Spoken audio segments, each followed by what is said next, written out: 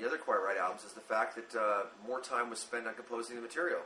I personally used my computer to write song after song after song, and then weeded out things I didn't think were as good as others, and then would re-record a song over and over again until I got it right and had the lyrics all written before I came in, as opposed to before, I'd come in and then it was sort of casually at the last minute write the words. This way I had sung them in the studio, and then for the most part we got to play the songs live.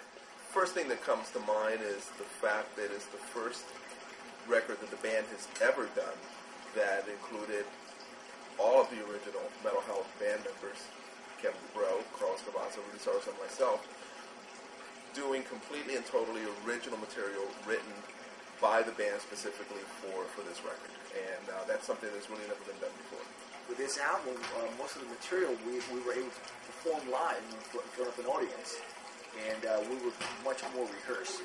I'd have to say we've managed to put a lot of new elements into our old sound. The record was produced by an English gentleman by the name of John Rollo. I really didn't realize some of the things, how well prepared the band was and how hungry they were to really make this really work. And the standard of the playing, which really dictated how we should record. The record was recorded at Rumbo Studios in Hollywood, the lovely where we're at right now, the Captain's Neil studio. We're going to have the Captain come in and play little keyboards, but unfortunately he was with the Tennille. The studio itself has quite a pedigree. They've done everything from Guns N' Roses to No Doubt, so they pretty much run the gamut. The room sounds great. It has a very great live vibe to it. To record this record, we really had the band set up as a band. We were lucky enough to be in quite a nice sized room. Particular record, I used Jackson guitars and Gibson double neck, acoustic guitars, Ovation acoustic guitars. We did 2 of the Marshall sounds and 2 of the J Station sounds. And the J Station sounds were done with a Gibson guitar, and the Marshall sounds were done with a Jackson guitar. Ludwig drums, Sabian cymbals, and the main mic system.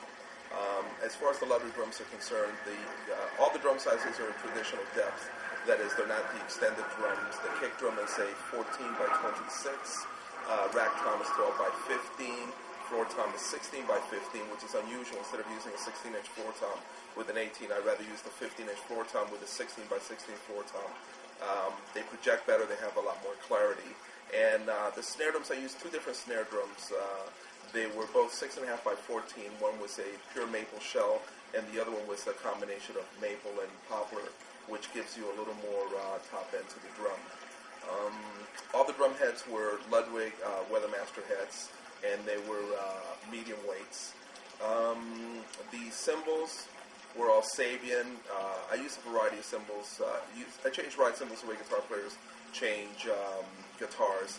So I used a variety of ride cymbals to create different tones, some lighter, some heavier than others. And the balance of the cymbals were Sabian Pro 8 crashes and Will Calhoun model 14-inch hi-hats. I used an Ashdown amplifier and with a variety of basses, P.D. Cyrus, a Warrior bass, another P.D. 5-string bass, and the strings were D. Markley SR 2000, and I used the Sansam PS1. And a BP8 for the effects, a Digitech BP8, best bass pedal. Frankie Banali is, he's the best manager I think the band's ever had. He's the only manager the Quiet Riot's ever had that I can trust. Also playing on stage with Frankie is a pleasure because he's a singer's dream. He plays around the vocal. I started playing with Frankie Banali way back in the early 70s.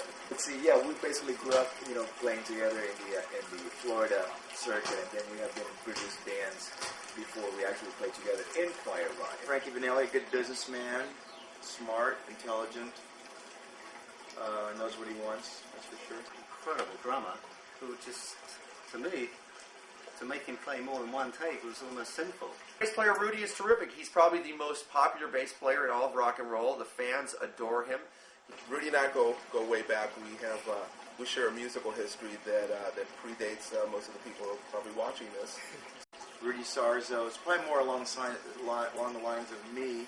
He's a more laid-back, relaxed person. And to work with Rudy, I mean, incredible bass player. Our guitar player Carlos is the only guy probably who could have stepped into the shoes of Randy Rhoads, because he's nothing like Randy, and he has no problems with trying to be necessarily the #1 guitar hero of all time. He plays the right parts for the right songs without trying to do anything that's like competing with, like, say, the #1 shredder of all time. And Carlos Cavasso, not only is he a brilliant guitarist, but he really came up to the plate on this record. He did some of the best guitar solos I think I've heard. But also he's got really, really incredible rhythm chops. A lot of guitar players these days don't have that. Carlitos is not only is he a great guitar player, but he's also a great friend. Some guitar parts with Carlos who really, really knew what he wanted, did his homework, came back with really good solos. I think Kevin has been underrated as a singer. He's a lot of people think that he's the voice of just the bang your heads and the come off feel of the noise of the world, but he's actually come a long way as far as his vocal styling is concerned. And I think on this new record you're going to hear a different Kevin DuBrow. Kevin is also one of my oldest friends too, because we even roomed together before I joined Ozzy. I was actually living with Kevin. Starting with Kevin, he's definitely goes out and gets what he wants. And Kevin, I mean, he just seemed really well prepared. He seemed really well prepared with his lyrics. His vocal takes were unreal. I mean, every take he could have kept. His intonation, his pitch, perfect. If you bring it to the show, we will sign it. Hey, absolutely, and thank you so much for your continued support. We won't ever let you down. That's right. If you're watching us, that means you bought our new record, and we so appreciate it. Do we not? Hey, been lonely in the saddle since my horse died. I I don't know what that means. don't either, but we do like where this record stays. Yeah, this record is I think it's the best thing we've done probably since Metal Health, and we put a lot of effort into it. No, that was quite right. God, those guys. Damn!